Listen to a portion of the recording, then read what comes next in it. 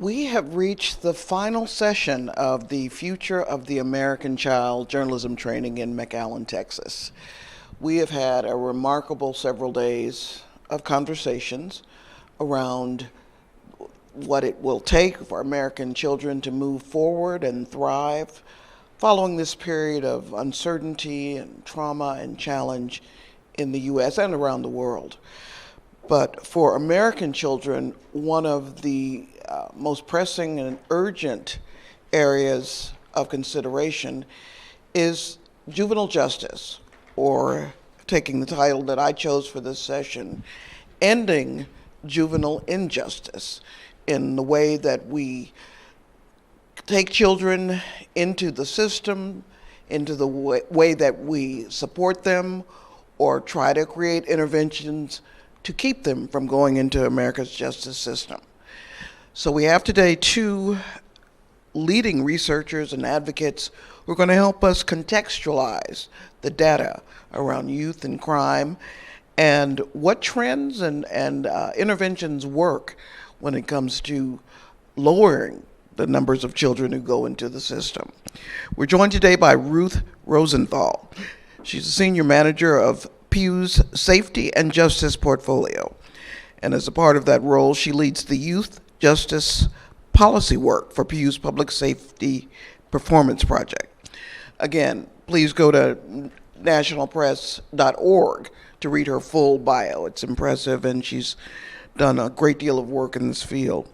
She's joined by Christina Quaranta, who is the executive director of the Connecticut Justice Alliance, a youth-adult partnership, public policy, and advocacy organization located in Bridgeport.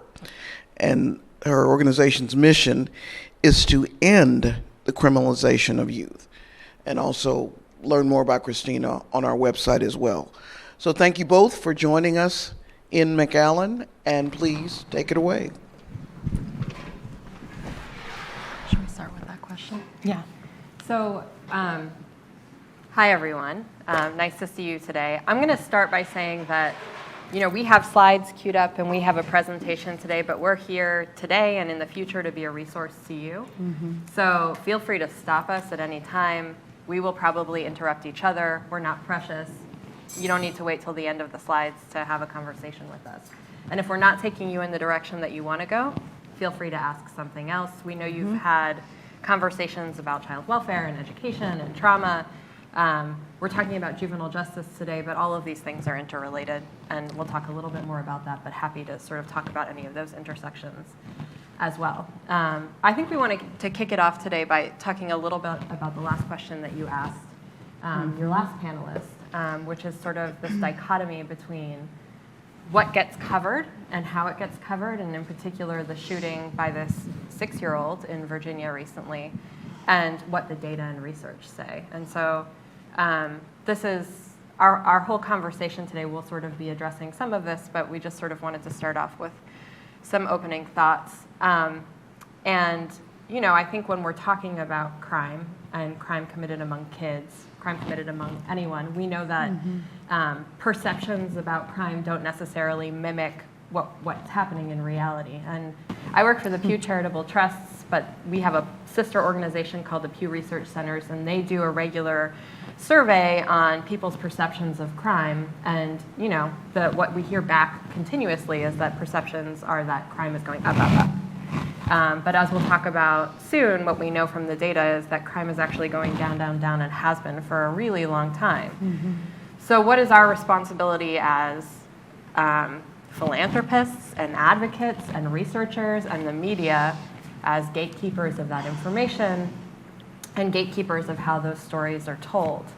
I think it's hard to talk about coverage of juvenile crime and coverage of juvenile justice without talking a little bit, or at least reflecting back on the super predator myth and the role that media often gets a bad rap for the super predator myth, but really it was academia, it was philanthropy, it was policymakers, it was the media who all perpetuated this myth of the super predator, even though there wasn't any crime data to really back up the myth that was being perpetuated at the time.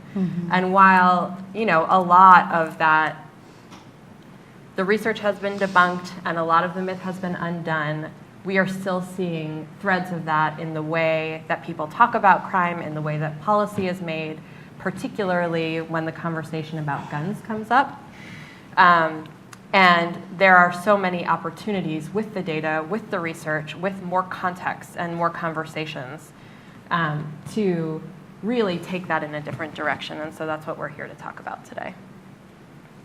Well said. It's perfect. I think, too, Ruth just mentioned, we're talking about crime and the perception. It can't go unsaid, and I heard it in the last presentation when talking about gun violence, but how Black and brown youth are viewed. And we'll talk about it when we get into the slides. But in terms of how Black and brown youth and their white peers commit the same type of crimes at the same level and the same age range. But a lot of states throughout the country have figured out how to treat and work with young people who are white versus how to incarcerate and punish and further harm and traumatize Black and brown youth. And that's important, and that's something that we hope you all uplift, point out, and amplify when you're writing and talking about young people. I think one final note is just we know that youth is a tremendous period of opportunity. And there is a real opportunity both for policymakers and also for the media to talk about ways to help youth thrive and solutions that will help youth thrive. But so much of what has been done in this country in relationship to juvenile crime has been in the opposite direction and has made things worse for them and for communities, and particularly, as Christina mentioned, for Black and brown youth in this country. So we're going to start, but as we said, stop us at any time. Yeah, we mean it. It's better as a conversation than us just talking at you. It will be much better for everybody. Yeah, a second talking about the Pew Charitable Trusts. Some of you may be familiar, others of you may not. The Pew Charitable Trust is a nonprofit organization. We work across two primary areas. One of them is environment, which is not my area of focus. The other one is government performance. And across all of our projects sort of sit at the intersection of research, data, and policymaking. And so that's where my expertise comes in.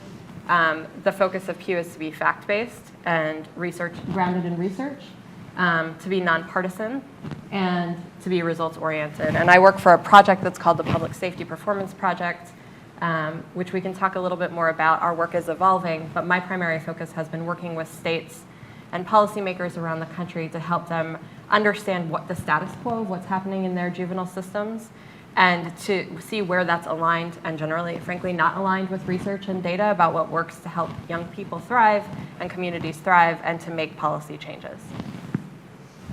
So just a brief roadmap for today. We're going to show you a video in a second that just sort of sets the stage for the things that we're going to talk about today, unless you hear from experts that are not the two of us, from Kentucky and Kansas and Utah, and then a leading researcher. Her name is Beth Kaufman. She's recently released a very impressive study on youth diversion.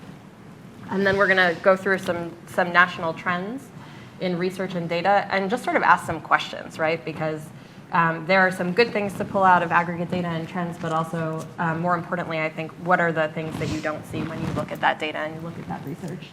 And then we're going to talk about changing the narrative, not that we're asking you to skew the narrative, but just to make sure that the context is there so that there's accuracy in reporting, and some of the progressive and positive changes that we're seeing that are consistent with research and data.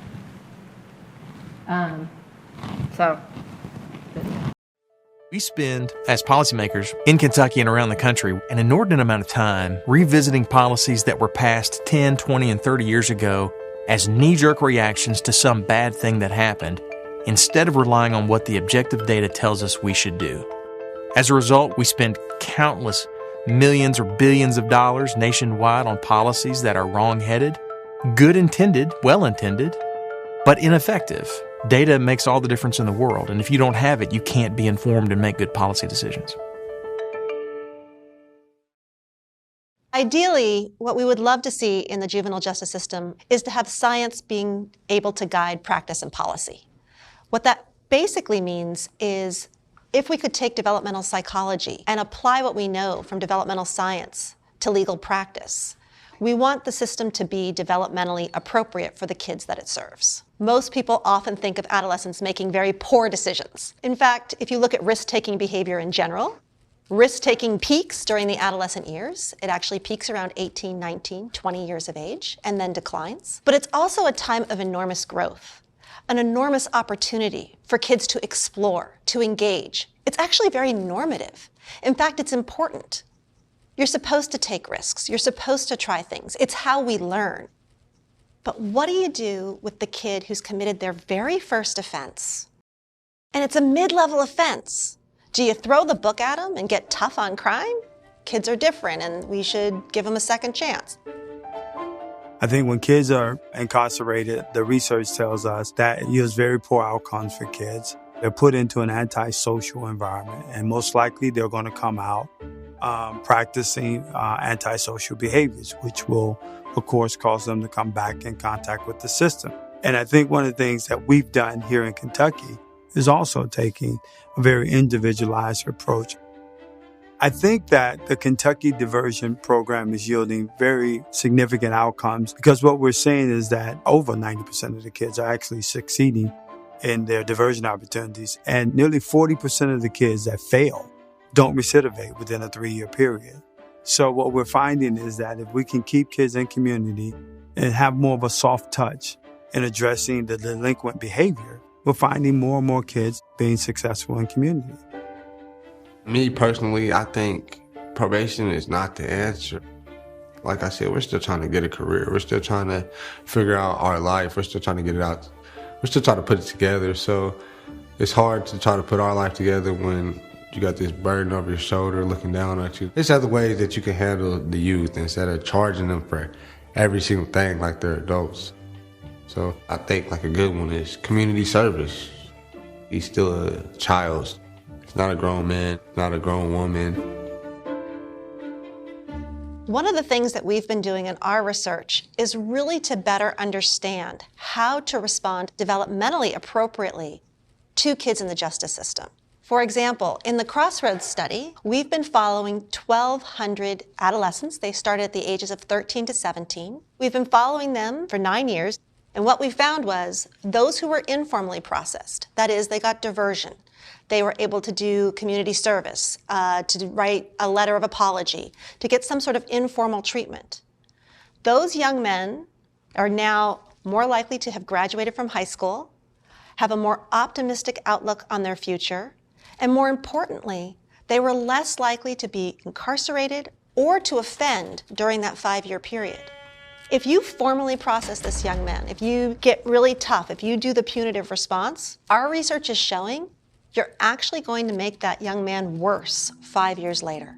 They're more likely to continue crime, they're more likely to be arrested, they're less likely to graduate from high school. I have said often in my time at legislature that one of the things that impressed me is how good data drives good policy.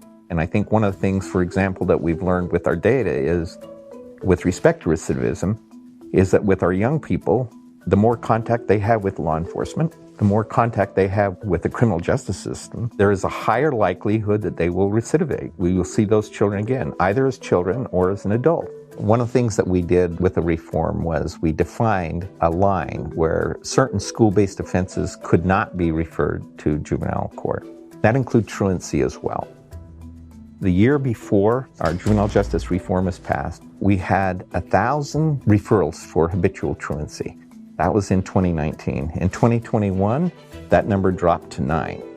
That's significant. One of the approaches that I think is effective here is, instead of taking over the role of the parent by taking the child out of the home, by incarcerating them or putting them in residential treatment, instead of that, we leave them in the home, we provide the services there, we work with the parents, and the home and the parents and the family become part of that rehabilitation process. Data really drives our focus. Data drives the foundation of the work that we do. We're able to show that data by race, by gender, by the diversity of a community, by the location of where a complaint may be filed. And then to be able to show the outcomes on what's working, what is not working, has been huge to Kentucky's juvenile justice effort. Kentucky began working on juvenile justice reforms in 2012 and 2013, with legislation actually passing in 2014. That legislation provided an opportunity to enhance the role of our pre-court diversion court-designated worker program and allowed for the opportunity for more youth to be able to have access to diversion instead of going to the court. It is important to divert our youth from the juvenile justice system primarily because we know that our kids can really grow and thrive the best within their own communities. I mean, it's simple.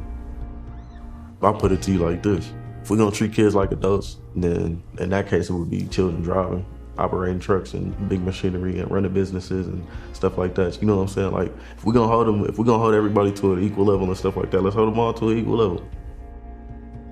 Well, I feel like diversion, as far as importance goes, like the weighing of diversion over probation, it gives you more of a, okay, you don't feel like really a criminal type situation, because like when they put you on probation, in a way, like the process is to make you feel like, dang, what'd I do? I done robbed the bank or something like that. The importance of diversion, it makes you feel like you have like more options, you know what I'm saying? More chances, more ways to correct whatever's been going on. A society that doesn't take care of its youth, it's a society that doesn't care. It shows the lack of their ability to even wrap their heads around how unhealthy it is. You know what I'm saying? These practices, and as far as how they operate and the systems that they create. Every parent knows that every child needs to be held accountable. It's not saying that somebody shouldn't be held accountable, it's how you hold them accountable. And so by holding them accountable but in developmentally appropriate ways, our research is finding that the outcomes are not only better for the young men, but for our community as a whole. Justice is what you make of it, because we have the power to decide how we want to treat young people in this country. And we should be using the science to help guide those practices and policies.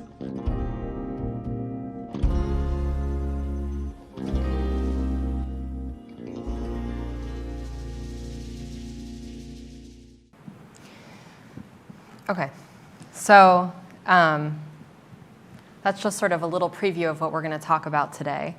And I'm going to start by talking about some national data trends, but then Christina and I are going to pick them apart a little bit. So the good news, right, in this country is that youth arrests have fallen nationally, right? They've fallen by 74% since 1997. It's the best proxy. It's not a perfect proxy, but it's the best proxy we have for youth crime in this country is youth arrests. And at the same time, you've seen the youth commitment rate go down. And commitment speaks to once a kid is adjudicated, there's a lot of jargon in juvenile justice, so if this is not your area of expertise and if there's something I say that I think makes sense but doesn't make sense to you, please raise your hand and we can talk about it. But adjudication is like being convicted or taking a plea deal in the juvenile justice system. But so the commitment rate is kids who are adjudicated and then placed out of home. This can be in a non-secure residential facility, a group home, a residential treatment facility, or a secure facility. This is actually not looking at the kids who are treated like they're adults and prosecuted in the adult criminal justice system and go to prison. But the good news here is that the arrest rate and the commitment rate are falling at the same time. So look, you can reduce crime and incarceration at the same time. And that's one of the narratives that we talk with policymakers about all the time, because a lot of the conversation and the pushback that we hear from policymakers as well, if we decarcerate, then we're just going to have a lot of kids running amok. There are a lot of responses to that, but one of them is this one, right? That's just not true. I mean, we just don't see that in the data. But this data also is misleading, right? Because there is, a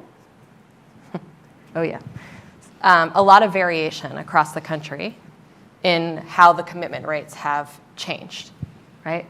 And in some cases, we don't have a really clear sense about what's going on because we've imputed a lot of the data. There isn't great reporting from the states. So if you see like California and Arkansas and Illinois and New Jersey have lines through them, that means that more than 30% of the data has been imputed. I have a question. Oh, yep, go ahead. It means they basically made an educated guess based on, that's my best understanding, and my researchers would probably tell me that there's a better way to describe that. But they didn't have all of the data from the state, so they used the rest of the data that they have to make an educated guess about what's happening elsewhere. And if you look at the changes in state commitment, the rates vary pretty drastically, right? On the left-hand side, these are the rates of change in commitment from 2006 to 2019. And I have all of the states if that's something that people want to see later or are interested in. But the column on the left, over that period of time, had declines of 80% or more. And the column on the right had declines of under 50% or increases. Alaska had an increase of about 7%. But even looking at this, I have questions, right? Tennessee, when I look at that, looking at these data, you don't necessarily know. This isn't necessarily a success on the left-hand side and a failure on the right-hand side, right? Because I know, for example, in South Dakota, most of their declines have come after a recent reform in 2016. And when you looked at where they started, their top 10 offenses that were leading kids into placement, into commitment, were all misdemeanors or probation violations or things called status offenses, which are behaviors that aren't punishable in criminal court, like talking back to your parents or skipping school. Their second top offense, I think, was marijuana possession under 2 ounces. Go ahead. Hi, Maria Garnalata with WNIJ OLA. Do youth have a right to counsel? Yes. But funded, I guess we learned from, I learned from, do they have a right, but will the state provide? Not necessarily. They do have a constitutional right to counsel.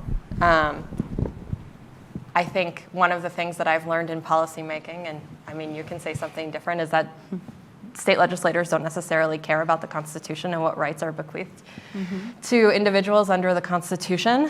And so there are just vastly different levels of representation for kids at the state level. For example, we worked with Utah. You saw Representative Lowry Snow talking in that video several years ago. And when we started working in the state, one of the things they said to us was, we don't actually have any problems. The only thing that we need is funding for juvenile defense. Now, they gave us access to all of their data, and we analyzed it and went back to them and reflected on it with them and found out that they had a lot more problems than they thought they did. But they still maintain this problem with juvenile defense. And when we worked with them to pass their first piece of legislation, which was an omnibus piece of legislation, the defense provision hit the cutting room floor because the legislators were like, this is just too expensive. We can't do this.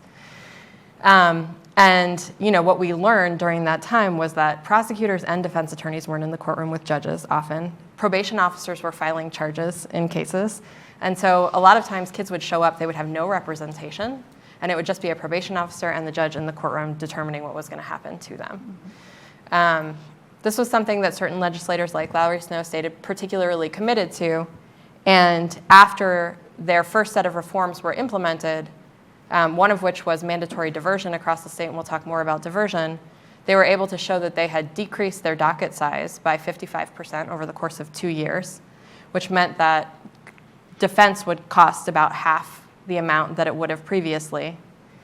And they passed a reform providing funding across the state for juvenile defense. But no, it's not something that's consistently funded in a specific way, nor are there many checks and balances on the level of funding and what that leads to in terms of representation. There is an organization that looks specifically at and evaluates and advocates for juvenile defense and zealous representation of young people across the country, and their new name is the GALT Center, right? They were called the National Juvenile Defense Center, and now they're called the GALT Center, and that's run by Marianne Scally. Go ahead. GALT, G-A-U-L-T. The GALT is the name of, In re GALT is the name of the case that guaranteed young people right to counsel in the Supreme Court. Juvenile shows up in different courts around the country. It is considered, this is not going to make much sense, it's considered a quasi-criminal matter. And the idea originally was that juvenile court was not supposed to carry the types of consequences that criminal court carries. It was meant to be rehabilitative, and it was meant to help youth thrive. what we know is that that's not the reality in most juvenile courts now, that the consequences, which we'll talk about a little bit later, can last lifetimes, have consequences in criminal court, and can lead to incarceration. And so this is just looking at the juvenile population who are adjudicated in juvenile court and the kids who are placed as a result of an adjudication in juvenile court. There's a lot more questions we can ask. I mean, one of the things that we know here too, and one of the things that I would ask when I look at this data, and I'll talk about again when we look at the racial and ethnic disparity breakdown, is are they declining? Are their commitments declining because they're just holding more kids in incarceration pre-adjudication in detention facilities, which don't show up here? Mm-hmm. Have their commitment rates declined because they're actually treating more kids as if they're adults and prosecuting them in the criminal justice system? And so in all of these cases, I would sort of look at the national data because it's a good place to start, but then there's a lot more digging to do at the state level and at the local level to better understand what these trends look like. And I'll just say here, and we'll say it again, but to the extent that you start looking at data like this or have questions, we are happy to be here as resources to help you sort of figure out where to go and what to dig and whether you're interpreting the data right. There's a ton of data right now on the federal website, the Office of Juvenile Justice Delinquency Prevention. The citation is down there at the bottom of the slide. But that is administration specific. So during the last presidential administration, the administrator did not emphasize the importance of getting data from the states to the feds and stripped most of the data off the website. The current administrator, Liz Ryan, is very focused on making sure that there's more transparency and better understanding of what's happening at the state level, and she has made it much more easier to access this data on the web. If we wanted to pull data about how many kids in our state are charged as adults, is that easy to find? There are sources for that, and I can show you after this where you might go to look for how many kids are charged as adults. There's also some organizations that focus specifically on that. There's an organization called the Campaign for the Fair Sentencing of Youth. Marcy Mestrat's organization. The Sentencing Project. The Sentencing Project does a lot of work around that. Mm-hmm. Probably National Juvenile Justice Network. Yeah. James Dold, who has what is this organization called? Kids. He looks at youth justice from a human rights focus, and he is going to come out with a report soon about not only how many kids are in prison for charges in the juvenile system that were transferred to the adult system, but also how many adults are in the prison system now because of juvenile charges. So there are resources out there, and you can always reach out to one of us, and we can connect you, help you identify where the data might be. I will say that in most states, there is a disconnect between the adult criminal justice data and the juvenile data, and so it is something that is hard to find if you go and look in your state for it, but it's not impossible, and it depends on the state, obviously. Mm-hmm. Anything else to add here? Okay, so a lot of the narrative when we talk to state leaders about these declines is, well, we did it already. We're done. We decreased our juvenile justice population by 95%. Yay, we don't need to do anything anymore. Leave us alone. Mm-hmm. But for some of the reasons that we just talked about, we know that that's not true. We still have an over-incarceration problem. We still have a problem with sending young people into the juvenile justice system who don't need there to begin with, need to be there to begin with. And although we've seen decreases in racial and ethnic disparities over time, we still see nationally that Black and brown children are represented in the system at a disparate rate when you compare them with white children. And we see that primarily at the most punitive parts of the system. So this looks, in particular, at kids who are placed in facilities or kids who are waived to adult court. And this is something that we've seen reflected in state data as well. So in state after state where we've worked, and I'm sure you've had the same experience in Connecticut, what we see is increasing disparities as kids move through the juvenile justice system. Racial disparities, ethnic disparities, and also disparities among kids with disabilities, kids who have an IEP or a 504B, and LGBT kids.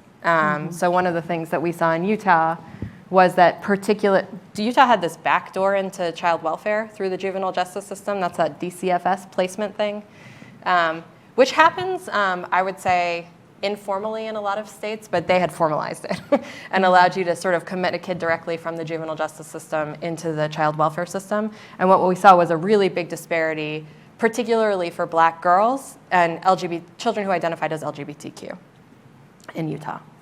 That doesn't exist anymore. They got rid of that. But that was what we saw, and this is consistent with data that we've seen around the country. And again, right, I mean, looking at the racial and ethnic disparity slides alone, we know that this narrative among administrators and system leaders that they've gotten it right, they have the right kids in custody to the extent that that is a thing, is untrue. But if you then peel back the layers and look at what kind of offenses are driving kids into custody, it's not violent offenses for the most part. This is national data, right? You see here that only 1/3 of the committing offenses for kids who are going into custody on juvenile justice offenses are persons offenses. That a huge proportion of them, 1/3 of them, are property offenses, and drug offenses and public order offenses. And that's something that we see from state to state too. In Utah in 2015, before their reform, most of the offenses that were driving kids into custody, not only were they not persons offenses, but they weren't felony offenses either. And the other narrative that we hear about this sort of we've gotten it right, we won, success, we're done, is that we only place people after they've had a lot of chances in the community. And we could get into data from a lot of states where we've seen that that doesn't say that. But if you look at the national breakdown in terms of age, and you understand that most kids aren't eligible for prosecution in the juvenile justice system until at least 10 years old, and that usually the processing of their case and their time on probation takes a few years, common sense defies the logic that these kids have been given lots of other opportunities when you see that kids under 16 make up half of the committed population. And another thing that we see, just, I'll throw it in there from the data, is that a lot of these young kids are Black and brown kids, and they're not kids who commit the most serious offenses. They're the ones who piss off the judges, or who aren't complying specifically with judges' orders, or whose families don't comply with the largely white judges' perception of what a safe and positive family environment should look like. Recently, the National Center for Learning Disabilities released a report, Unlocking Futures, that showed Black and brown students with a disability are also disproportionately affected and placed in the system. How much of that falls on educators versus just judges, and when they do end up interacting with the juvenile justice system, how much of that falls on the people way before they even reach there? I mean, that's a good question. Do you want me to go? Yep. We can go together. Yeah. That's a great question, because at the Connecticut Justice Alliance, we focus on removing police from schools and all ways that kids are policed on school grounds. They shouldn't be there. They're not improving educational outcomes. And you can see in Connecticut and across the country that when you have a police officer in your school, whether they're there for half the day or they have an office in the school and they're there all of the time, they're over-arresting kids with disabilities, Black and brown kids, kids who identify as LGBTQ. They're not offering the sense of safety that one may think they are. So when you look back at, and we talk to school resource officers, which are what they're called most commonly around the country, and in Connecticut, if you're a cop in a school, that's your title. When we ask them, how do you feel about your job in a school and why do you think you're here? A lot of them will tell you that they want to be there to be mentors, to help with any needs that may arise. You ask a teacher, why is the cop here? And it's kind of like, if there's a problem in the class, I'm going to need him or her to come. I don't want to deal with that. I have to teach 30 kids, 35 kids. My class is crowded, or I have to teach the class who has children in it that may have behavior challenges, right? So I don't have time to be dealing with that.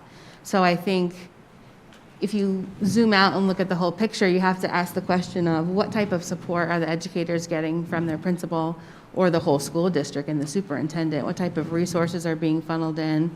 Does the teacher look like who she's teaching? Mm-hmm. In Connecticut, we tried to pass a bill a couple of years ago to make sure that educators looked like the young people in their classrooms is we have an overabundance of white educators and not Black, Brown, Hispanic, Native American, Asian, right? And so that impacted that a lot. And their understanding of trauma and what kids come into the school with. If they're not from the same neighborhood as the kids are from, they're not understanding what they're bringing to the table or not when they come to school. So often behaviors of kids with disabilities, Black and brown people, or children who are showing up to the classroom, it's, Bobby didn't want to sit down and do his work, but that's because he hasn't eaten. And you wouldn't know that because you have not experienced that, nor did you stop to pay attention to that, ask those questions. So yes, it falls back to the educator, but for all different reasons. And some not to place blame where they could use more support. And I would argue that perhaps even if you do not look like your class, that's not necessarily your fault, obviously, but you might take the extra step to learn more about who you're interacting with on a daily basis and the relationship building. And the last piece I'll say is a lot of the times in Connecticut when we have conversations with police officers in schools and we say, even with parents who have children who have a cop in their school and they're in the more well-off sections, districts in Connecticut, they're very much upset. Christina, why is that on your agenda to remove police? We need that person there. They have such a good relationship. And we argue right back to the cops and the parents, that's not their job. They can take off the badge, remove the gun and the uniform and become a social worker. That's not what they should be doing. And yeah, so that's a bigger discussion and that's a sore subject. And then it just goes down to our whole piece of being here is to kind of like pull back the onion, ask as many questions as you can and say why, kind of like my toddler does until the person stops answering. Like, why this, why that, why? Because, you might get back to the funding of who's funding the cops in schools, who's benefiting from that. Megan Mangrum from the Dallas Morning News. I guess on that point, and I know it's a bigger discussion, we're seeing, I at least think here in Texas, as we talk about school safety, schools that maybe had done away with zero tolerance policies and are now moving back in that direction. So I'm curious what you guys are saying nationally about that, and if there's worries about, in light of the school safety conversations, if there's worry that we're going to be moving in the wrong direction when it comes to zero tolerance policies and just how we're addressing those issues in schools. I think if you talk to the two of us, we're worried about that every day. Yes. And thinking about how to deal with the backlash to some of these incidents, and especially in light of what we know about the research and the data, which, we talked to Rachel about this. Some of the ways that you should respond to youth are really intuitive, and some of them are super counterintuitive, right? Or super very inconsistent with what adults were taught when they were raised about accountability and punishment and the importance of owning up and taking responsibility for your actions. To the sort of question before about teachers' role and responsibility, I think I co-sign everything that Christina said. One of the things that we're also seeing, and part of the reason sometimes why there's sort of a disparate response to school-based behavior, in addition to all of the other factors that Christina raised, is because of these school safety committees and legislation, right? In one state where I'm working, there is very clear criminal liability for school administrators that requires them to report on certain types of behaviors in the school. It's not, the legislation's not very clear. And so school administrators either respond in one of two ways. Either they over-report everything because they're worried about being arrested, or they just say, this isn't clear, and they use it in a very discretionary way, which can also be problematic when we talk about racial and ethnic disparities and kids who have disabilities, or kids who are generally seen as other in school systems. And so I think, one of the things that I found interesting in doing this work is there's been this historic, even though I think school to prison pipeline is probably one of the most well-known phrases among lay people who are doing this work, schools often see themselves as disconnected from the juvenile justice system, even though we know that they feed a huge proportion of the behaviors into the justice system. And I think there's also sort of a fundamental misunderstanding or a willful ignorance about what happens to young people once they go from the schools into the justice system. And this is true at every point, right? teachers, to administrators, to the justice system, law enforcement, to the justice system, to judges, to commitments, is that somebody else can do something better for them. And for some reason, that almost never is the community, right? Even though we know from the research that keeping them out of the system is the best response for most of them, almost always that's passing the buck deeper into the system, right? I can't do anything for them in the schools, so I'm going to send them to law enforcement. Law enforcement checks the box, sends them to the judge. Judge gets frustrated with them or doesn't have the tools to respond to their behavior because they're not schools, and how are they supposed to keep a kid going to school in the courtroom, right? Especially in the summer when they get where are they supposed to send them? And so they end up sending them to placement to learn how to behave properly. And then they have all of the bad consequences that follow. To go back to a point you made like a while ago, so I grew up in the Brooklyn, New York public school system, and so I firsthand have seen, and now in my work, students who don't feel safe going to school, whether that be a rival gang that, you know, goes to the same school as you, or bullying, or whatever the case may be, they just simply don't feel safe. So with that being said, have you seen in your work any success stories of schools that have been able to establish that sense of safety and have the right amount of security and policing, or whatever you want to call it, while still not establishing this type of environment where everything you do, anything you say that doesn't fit what we want in our school will be viewed as something to place you in the juvenile system or put you on that path? Have you seen any schools that have a balance? Yes, I have, and even in my home state in Connecticut, next door to you in New York, we have removed police from some of the biggest cities in Connecticut. And also, I was just talking to a colleague in Massachusetts where they don't have police in schools in Boston, and they figured out how to do that. And a lot of the answers were improving culture and climate in the school, making sure you have like credible messengers, so people who look like the kids, have been through whatever experiences kids have been through inside of the schools, to talk with young people, whether it's a gang issue, a friend issue, normal stuff that we all deal with as kids. And instead of blowing it up and making it a huge issue, let's deal with it on a day-to-day, second-by-second basis. So schools that have been successful have done that and diverted some of the funding into mental health and behavioral health folks, mentors. That is what has worked. And you bring up a good point. One of the biggest struggles, and one of the more surprising struggles early on in this work for me, was families of Black and brown kids who it can be shown on a piece of paper that their child is more likely to be arrested, even if they're not doing anything, to say, no, we still need the cops because that's our last line for safety. And to do the education, have the conversations with them around, like, actually, here are all the other options, and here are all the other things that you could be asking for. And not to tell you what to do, but to better serve your child, you should be addressing the root issues of why they might not feel safe. And the police are not going to get at that root. They just know how to like hammer a nail in, right? They're not great at preventing crime and preventing unrest, but we know all of those other tools, credible messengers, mentors. Yeah, all of those people, much better. We should be employing those. So the answer is yes, and I have some examples too I can share with you. Mm-hmm. When we first talked, didn't you tell me about programming in Utah?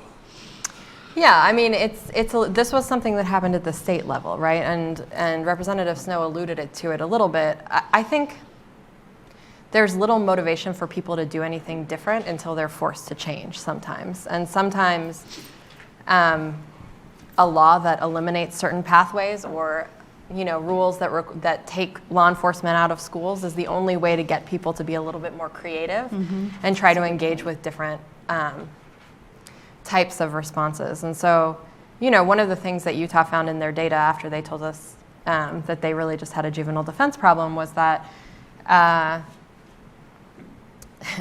they were sending a lot of Black and brown children to the court system for something called disruptive behavior, which in my estimation, it's not my estimation, which I was told by legislators there was an offense that was created to be able to arrest Black and brown children when they didn't fit the profile of any other charge. Mm-hmm.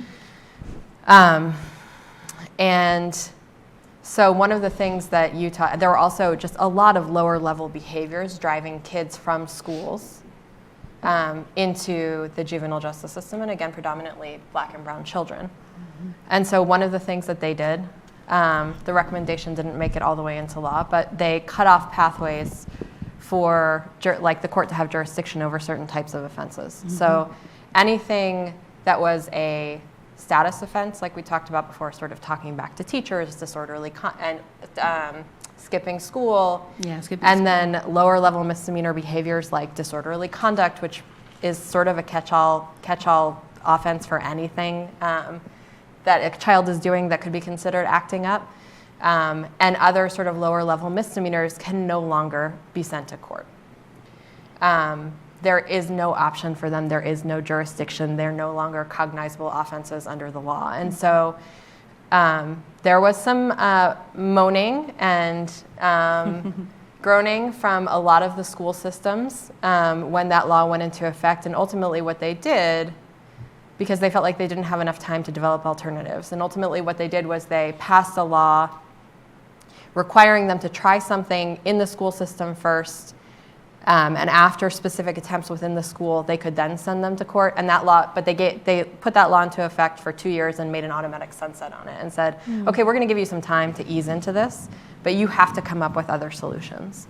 And when we talked to judges sort of in advance of passing this or working with the state on this legislation, a lot of times what they said was like, we feel like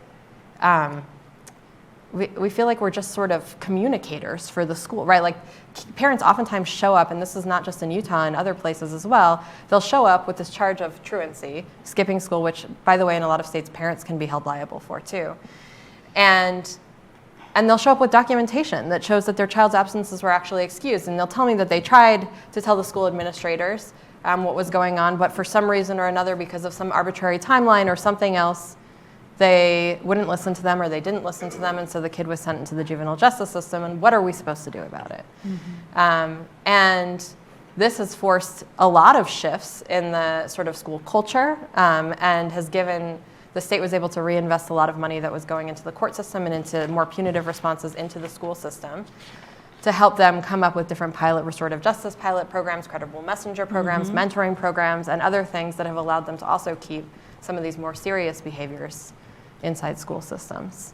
So there's a lot happening at the state level too, different solutions to try to reduce the flow of kids from the justice system into, from the schools into the justice system. But I think there's still a lot more work to do and a lot we have to learn from these sort of initial attempts. I wanted to ask about, I think it's interesting that like Utah is the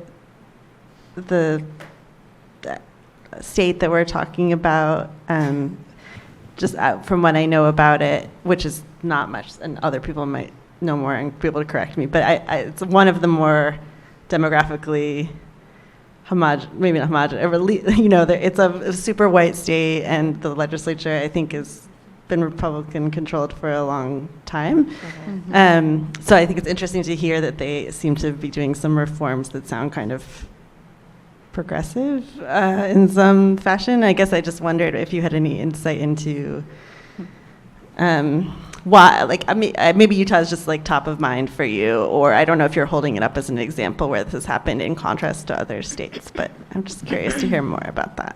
I guess I can sort of, there's a lot of ways that I could take that question. I answered about Utah because Rachel asked me specifically about Utah.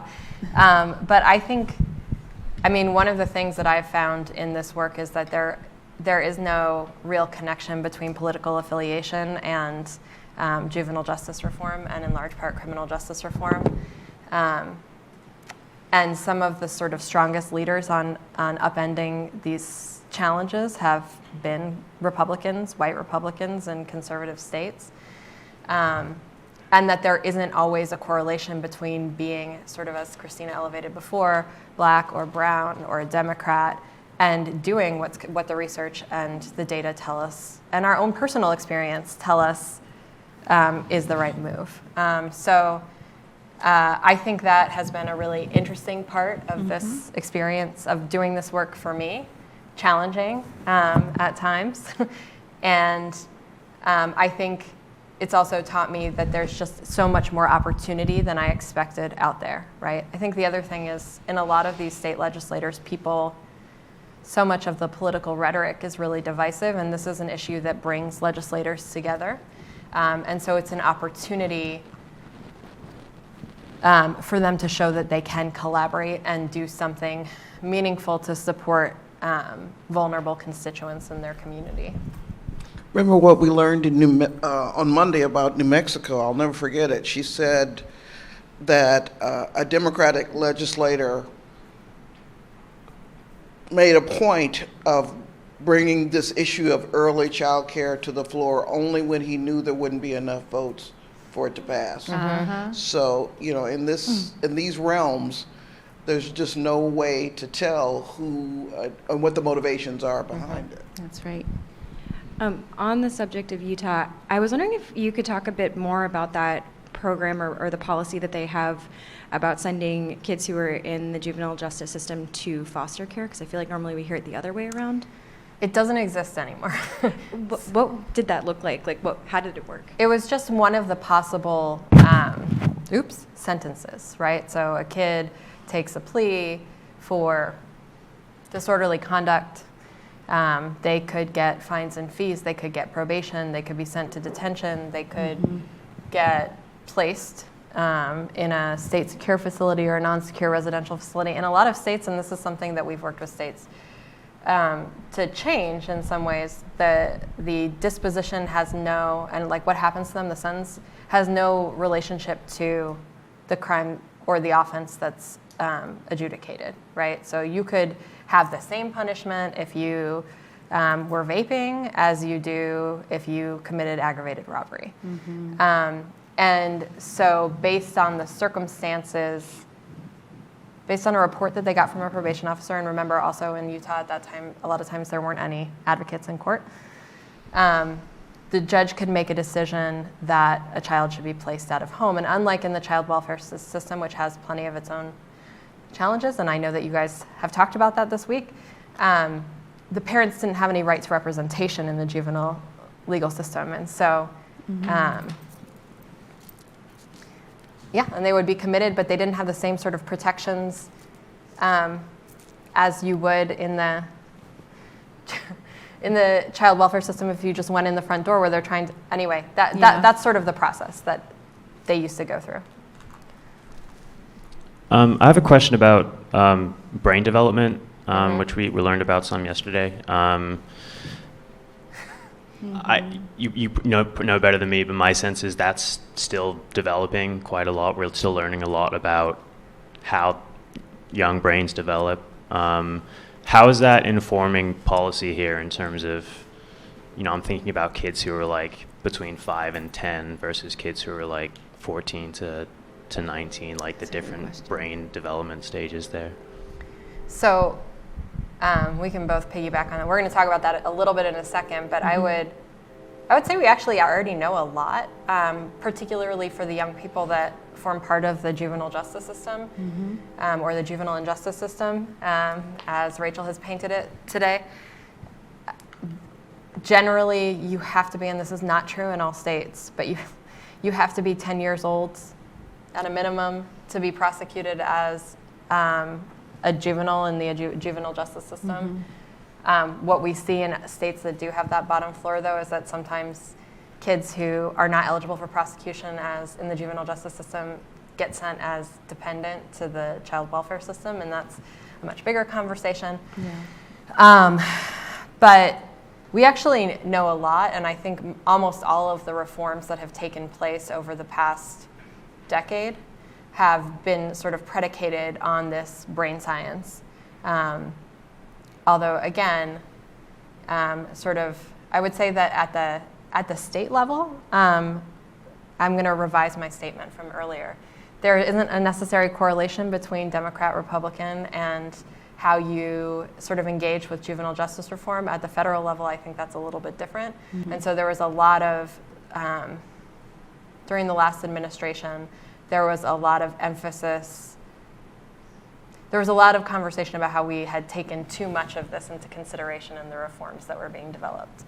And I would say I mean, we can talk more about the brain science. Certainly there are people I can talk about it. I've seen this presentation about 700 times now on how juvenile brains develop. But Beth Kaufman, who you saw in the last video, has a TED Talk that's called Arrested Development. It's like 12 minutes.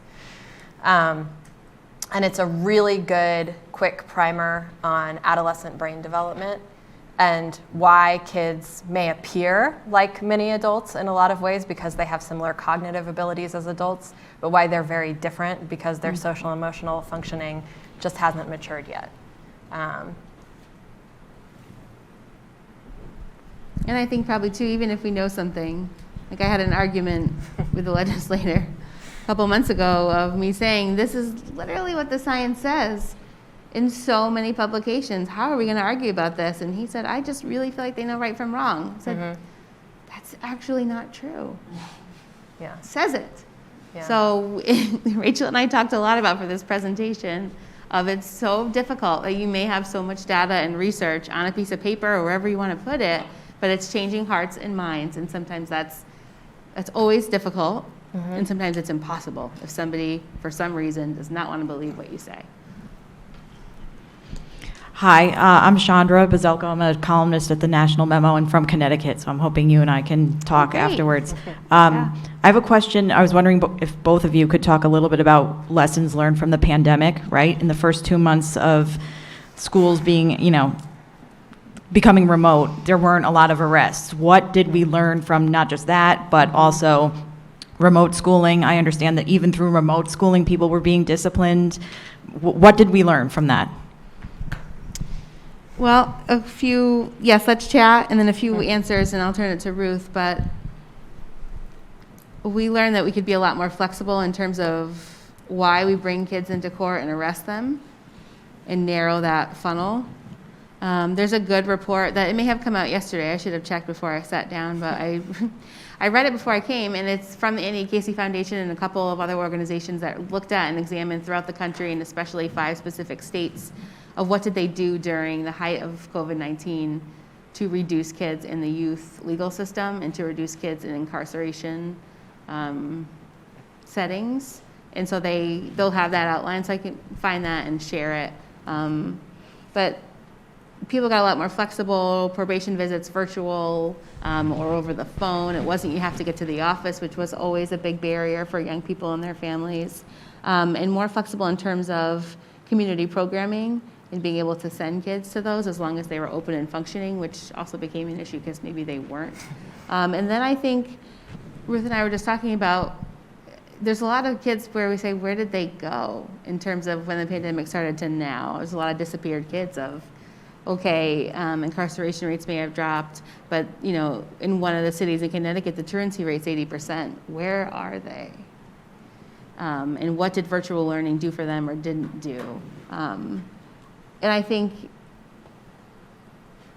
Connecticut made some effort, to speak specifically about Connecticut, to change who they were arresting and who they were bringing into court, how they were flexible in working with people. But that's changed now, and we're seeing an uptick again in who's being arrested, who's being charged as an adult, held in adult prison, things like it's going back up. So we're kind of turning the wrong corner. That's another important thing to look at too, which I'm sure we'll talk about. Yeah, I mean, I think, yes. And I think we learned that systems weren't prepared. They didn't have plans in place. But at the same time, because of all of this research and data, they knew what to do in a lot of cases and in some jurisdictions, but definitely not all of them. They made changes that advocates and researchers and others had been helping them try to understand and try to influence for years. They just sort of unilaterally in a second were like, okay, no more warrants on these offenses. We're only going to issue warrants for serious violent felonies, right? And we're not going to detain kids on X, Y, and Z.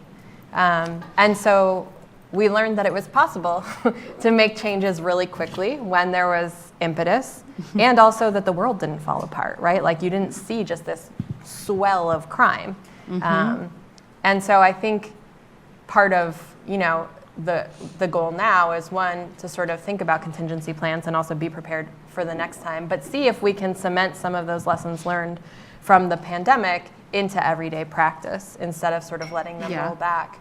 And in addition to the report that Christina mentioned, the Council for Juvenile Justice Administrators, which is sort of like the umbrella organization for all the people that run facilities, did their own sort of survey asking administrators what they did to make changes during the pandemic. And so there's that sort of information and data out there as well. I mean, the other thing that it did was elevate for some people, and I think at the national level, some of the things that are actually really germane to juvenile justice practice, but that don't get a lot of attention on a day-to-day basis. Like, I imagine everybody in this room has read the story about Grace, the young woman in Michigan who was arrested because she wasn't doing her homework during the pandemic and sent to juvenile detention, right? And it was elevated as sort of this like outrageous case of judicial misconduct, when in reality it's something that happens in systems around the country. And it was incredible reporting. It was really great, and I can talk about all the ways that it sort of reshaped and changed the motivation of the governor's office and state leaders to address their juvenile justice crisis and their juvenile justice challenges in Michigan. But you know, it is also emblematic of sort of a quotidian practice, right? And I think it was incredible at raising the attention and consciousness of people in this specific instance. But what we've talked about a lot is like, where are the opportunities then to take some of these sensational stories, right, that seem so troubling, and elevate sort of the rote manner they show up in practice every single day. And I think probably the other part too that came to my mind is it showed people's true colors. So our governor in Connecticut, Governor Lamont, had the opportunity to decarcerate, get young people out of adult prison, people period, adults, get young people out of juvenile detention centers. He didn't do that. Didn't make the effort. And still, as we speak, more people are dying every day in Connecticut DOC COVID, right? And COVID-related illnesses. And that's not an emphasis of his. So we saw those true colors there. And I think the other pieces, we talked about, I mentioned disappeared kids. Well, lack of access to technology, lack of access to motivation, already being at different reading, math, understanding levels for all children, but especially Black and brown kids, left them way behind when we turned to virtual learning. And they didn't have the technology to do that. And so now some of them haven't returned, they haven't come back. Like 3 years way behind, like I'm not gonna come back from that, I can't do that. And so a lot of those kids you're seeing pop up in the Department of Children and Families Care, or in prison, adult prison or youth, right? That could have been avoided. And where are lessons learned there? Hopefully folks have learned some of what we could have done better. Oh, go ahead, sorry. No, I'm sorry, you go No, ahead. go ahead. Okay. So it was kind of touched on, I was wondering if we're anticipating kind of an increase in incarceration of kids. I'm in Louisville, and we've seen a lot of gun violence among our youth, and our legislators are really like excited to talk about detention centers right now and what we need to do to ramp them up.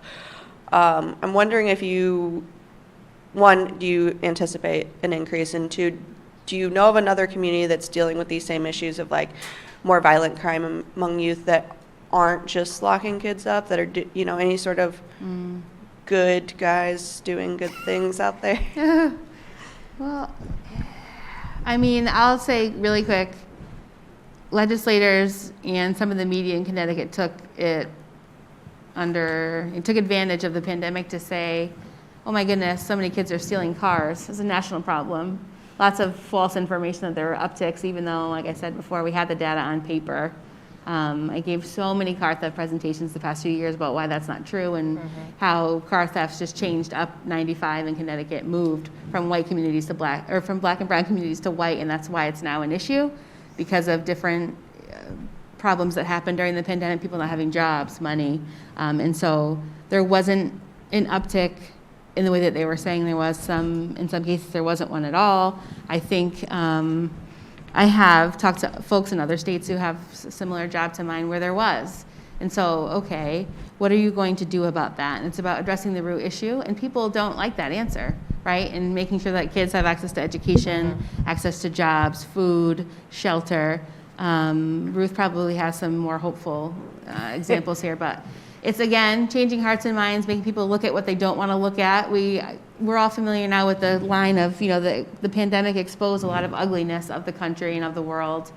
And that was especially true for, again, Black and brown kids. And what we were all just kind of like, okay, yeah, that's what's happening. And now it's like, oh, it's much worse. Or it's just situations pop up where it can't be ignored. So it's such a nuanced and long, webbed answer. And hopefully Ruth has some hope for you, because... I think specific to Kentucky, I'm very aware of what's happening in Kentucky. I'll say that.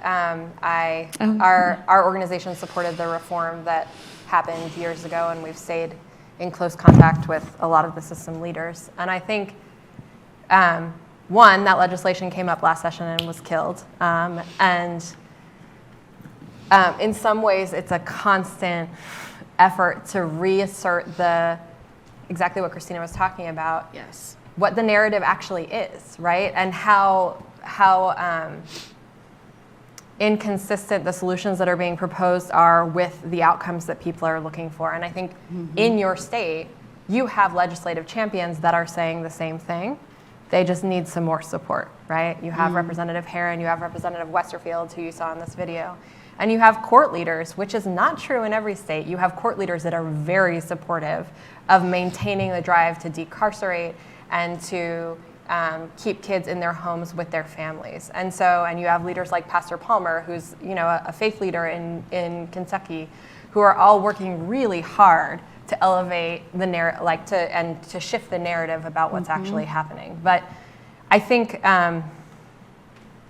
that's why it's so helpful to have journalists that are asking more questions, that care about what's going on. In Kansas, and there was an article that just came out that I got a lot of text messages about, that basically said that their reforms aren't working because this kid, and they interviewed one mother whose kid really has child welfare concerns, and she said that her kid isn't getting the treatment he needs because of the juvenile justice reform.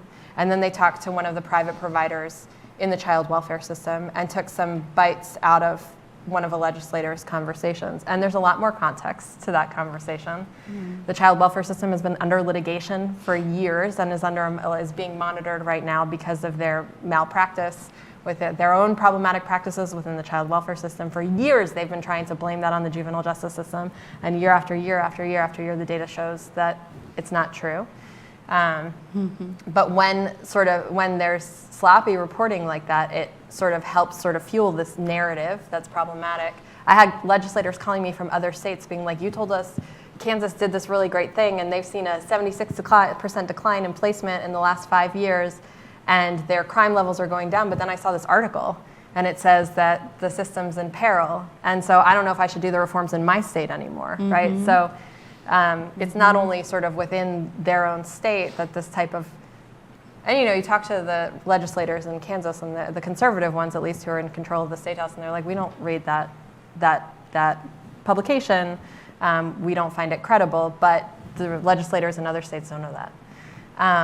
And so I don't know if I answered your question, but there are definitely jurisdictions that are dealing with the same thing, but also you have leaders in your state who are trying to combat that narrative and trying to bring science and data into the conversation.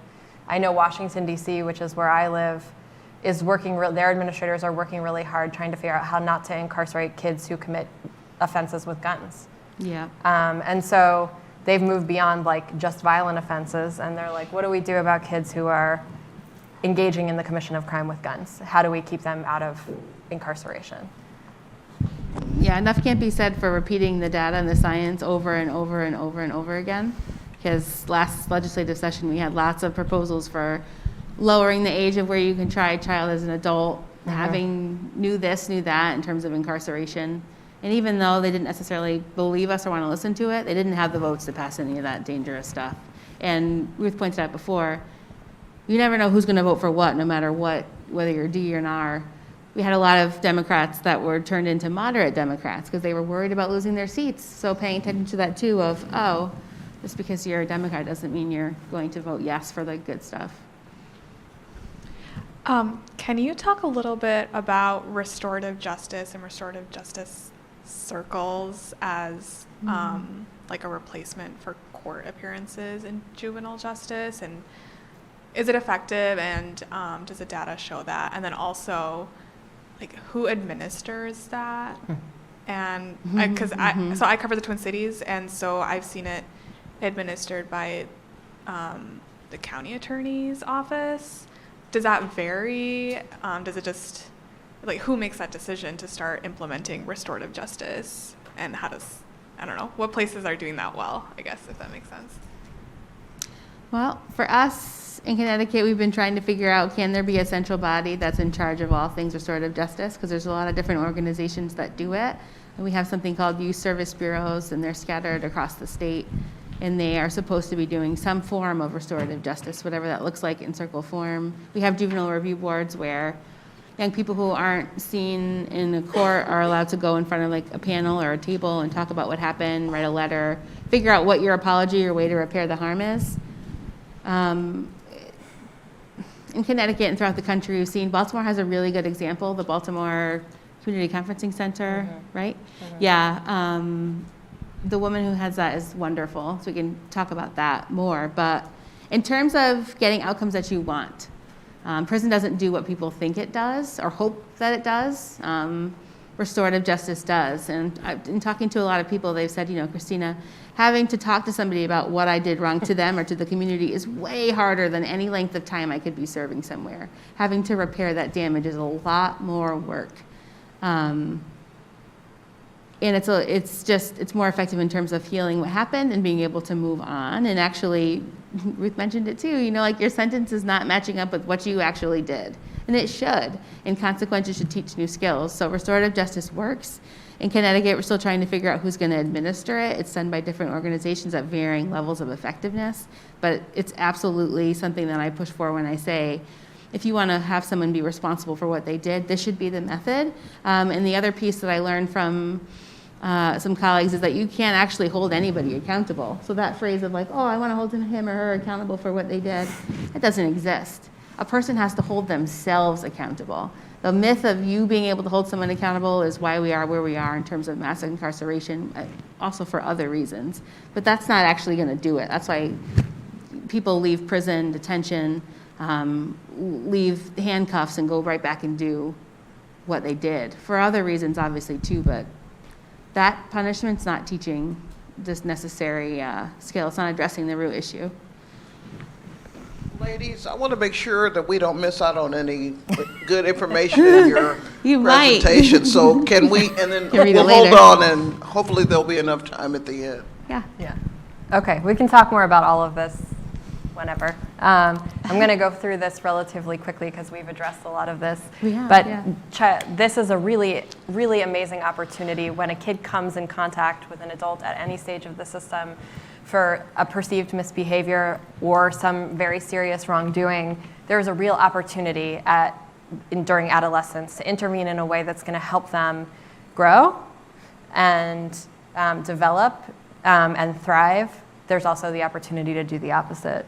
And what we know, and this is, again, this data, which sometimes people don't want to swallow, right, is that most kids are going to desist from crime. Mm-hmm. Even kids who commit very serious violent offenses as juveniles will likely age out of it.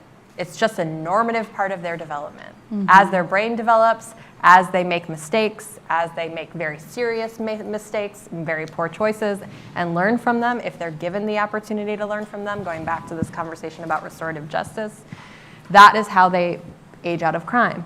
They will do this unless we intervene inappropriately, okay? And generally, how our systems have been set up is inconsistent with what the research would say is developmentally appropriate. For example, the focus on treating children as if they're adults and prosecuting them in the adult system is generally counterproductive.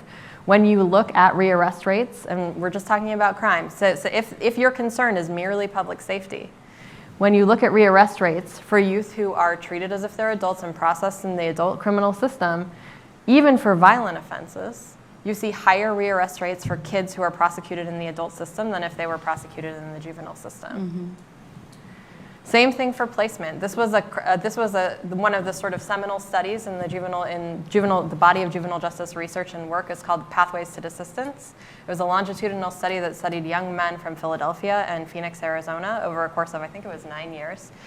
And they all committed serious felony offenses, all of them. So we're not talking about most of the kids that are coming into the system with property offenses and public order offenses. We're talking about the kids who are in here for serious violent felonies for the most part, burglary, robbery, things like that. And what they found, they wanted to know, does incarceration make a difference when we're talking about rearrest? And the answer was no.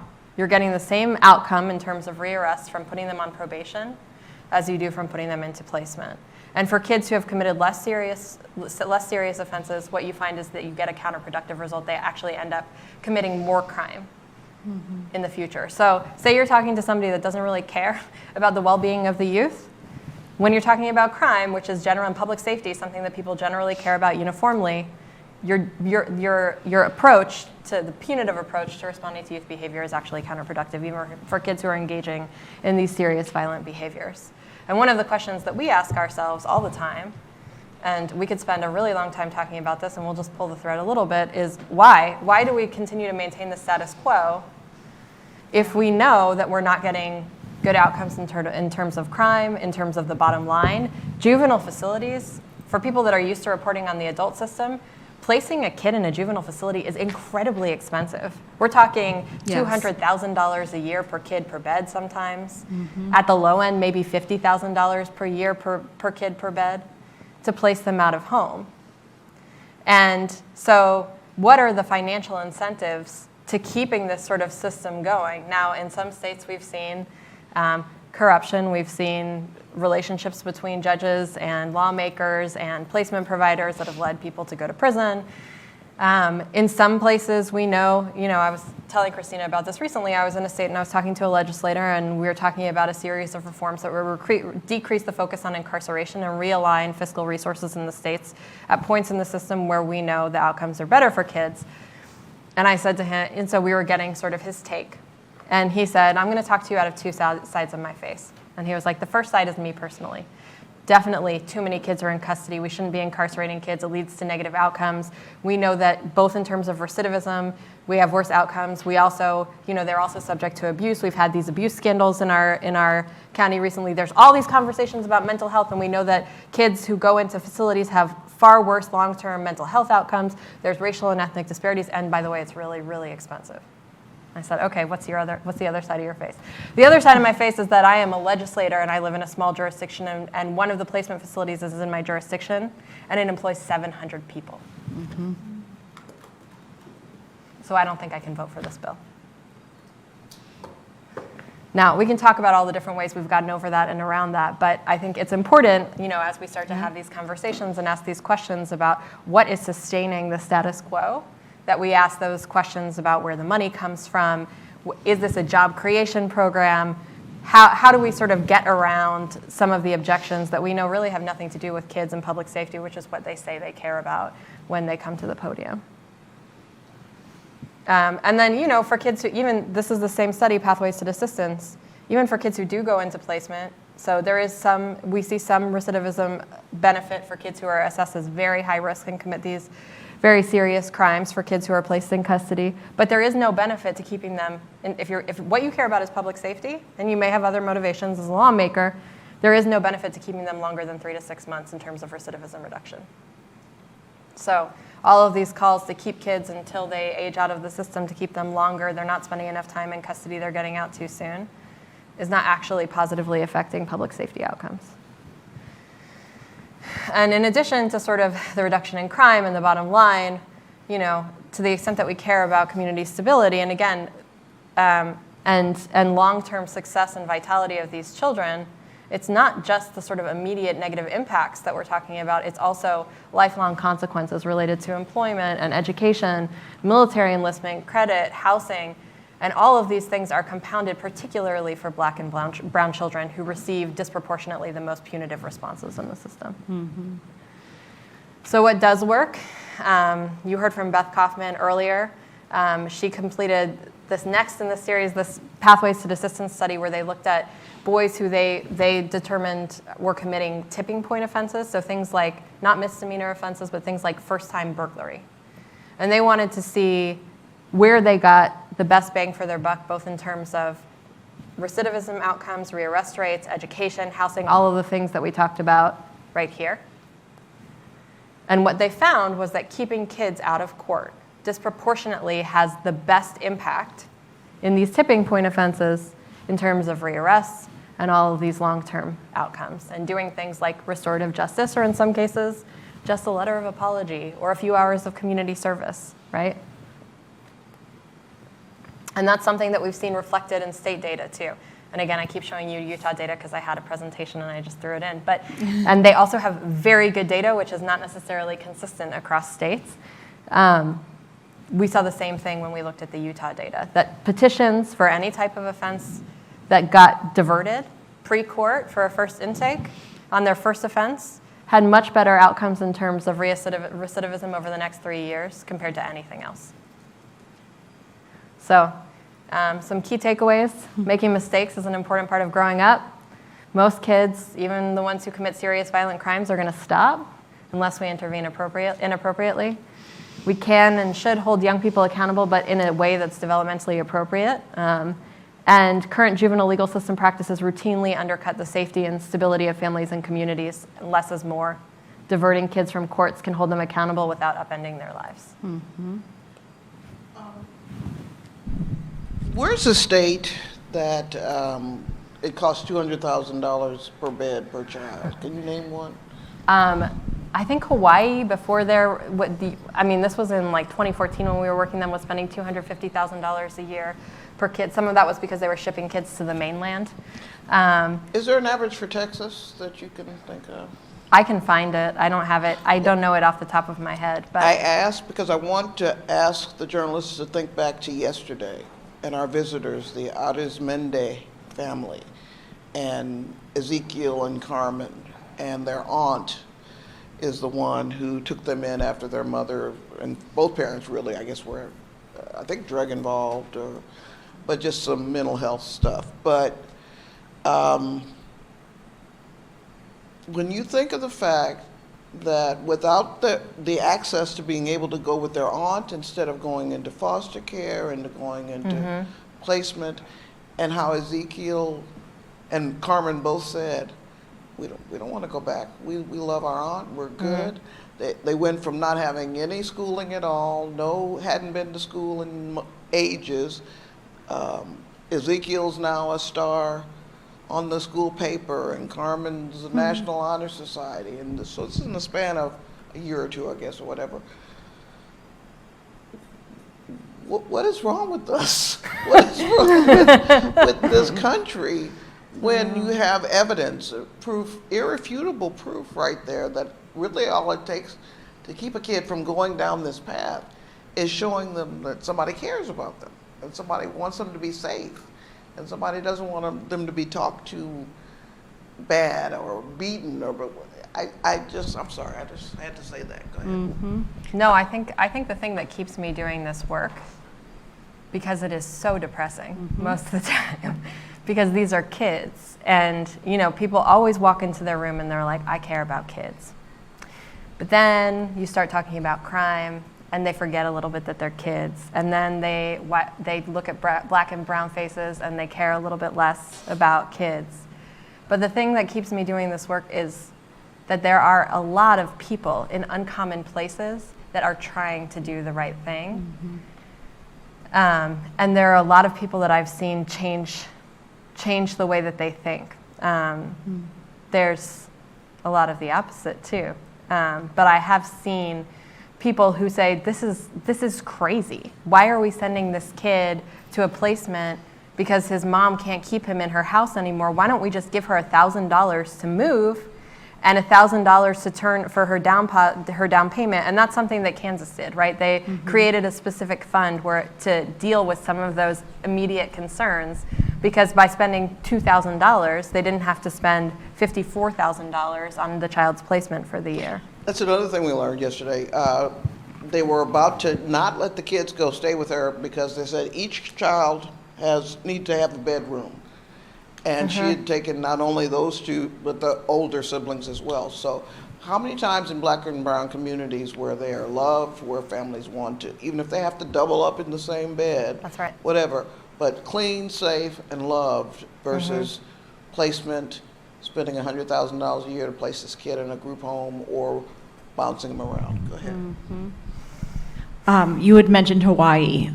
I believe the last time I checked, and I could check now, but I wanted to ask you first, that Hawaii decarcerated its girls in custody entirely, either last year or the year before. Do you know? Can you explain how that worked, why it worked, is it still working, et cetera? I don't know enough. I don't know if to talk about that. You know, I could look back at the data from the work that we did there. I think there was a big legislative reform effort there, and I think it was in 2014. And part of the effort was aimed at just that, was creating alternative solutions in the community and decarcerating girls, decarcerating young boys too, moving everybody back from the mainland to Hawaii who was going to be in a facility and trying to move away from facilities altogether. So part of that was just, you know, symptomatic of this large-scale coordinated effort that started with stakeholders across the state and ended with legislation. Didn't end. Really started with the legislation and then led to massive implementation work, which was also supported by the federal government. The last time I talked to them, they were, some of the state leaders were thinking really hard about getting some of their indigenous populations. They had high truancy rates among some of the indigenous populations, and they were trying to figure out better ways to communicate with those families to help them understand the importance of bringing their kid to school and the potential repercussions if they didn't. And so they have made a lot of concerted efforts to make change. I think they also had a smaller correctional population than a lot of states do, which doesn't make it any less remarkable that they've done that, but is a reality.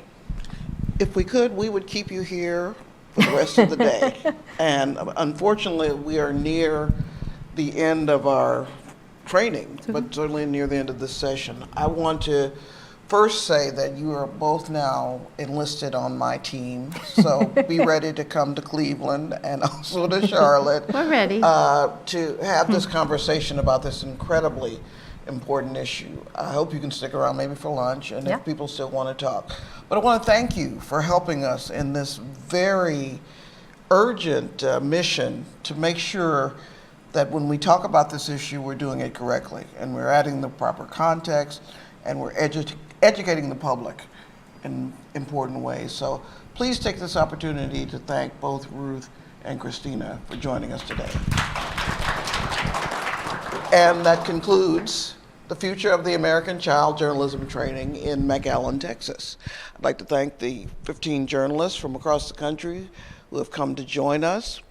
I'd like to ask those of you who view this video to please go to our website at nationalpress.org, where in the next few weeks, all of the videos of all of the sessions will be posted, along with their presentations. And I'd like to ask the journalists to please stay in touch with us as you produce the stories, hopefully, that come from these sessions. Please make sure that you send them to us and get them to us. So safe journeys, and thank you all very much. And give yourselves a round of applause.